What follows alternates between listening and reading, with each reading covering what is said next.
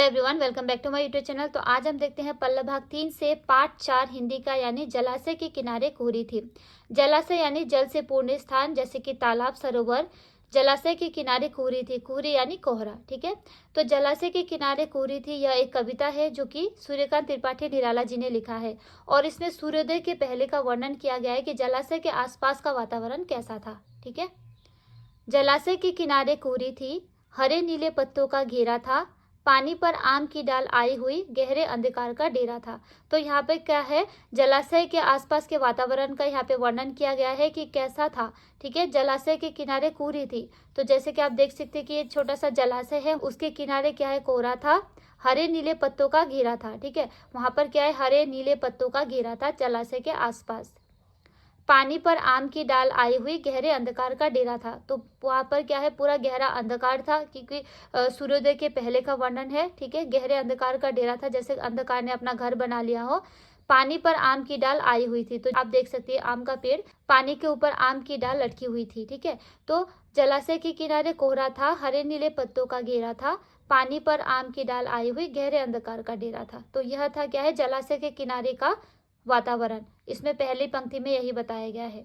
दूसरी पंक्ति, किनारे सुनसान थे, जुगनू के दल दमके, यहाँ वहां चमके, वन का परिमल लिए मलय बहा, नारियल के पेड़ हिले क्रम से, तार खड़े ताक रहे थे सबको। तो जैसे कि आप देख सकते हैं कि किनारे क्या है, सुनसान थे, जलाशय के किनारा सुनसान था, जुगनू के दल दमके, यहाँ वहां चमके। तो जुगनू यानी जो रात में जो कीड़ा चमकता है, वह क्या है, इधर उधर चमक रहा था। वन का परिमल ये मलय बहा, परिमल यानी सुगंध, मलय यानी वायु। ठीक है, तो वन का क्या है, सुगंध लिए वायु बह रहा था। नारियल के पेड़ हिले क्रम से, तो नारियल के पेड़ आसपास थे और वो क्रम से हिल रहे थे। तार खड़े ताक रहे थे सबको, तार यानी तार एक प्रकार का पेड़ होता है, जो कि ऐसा दिखाया गया है कि तार वहां पे खड़े होकर सबको देख रहा हो, मानो वो सबको देख रहा था सब कुछ। ठीक है, तीसरी पंक्ति है, पपीहा पुकार रहा था छिपा, सियार विचरते थे आराम से, उजाला हो गया और तारा छिपा, लहरें उठती थी सरोवर में, तारा चमकता था अंतर में। पपीहा छिपकर पुकार रहा था और सियार आराम से घूम रहा था, उसी बीच क्या हो गया, उजाला हो गया। ठीक है, यानी सूर्योदय हो गया और तारा छिपा, तो आसमान में जो भी तारे थे वो क्या, छिप गए।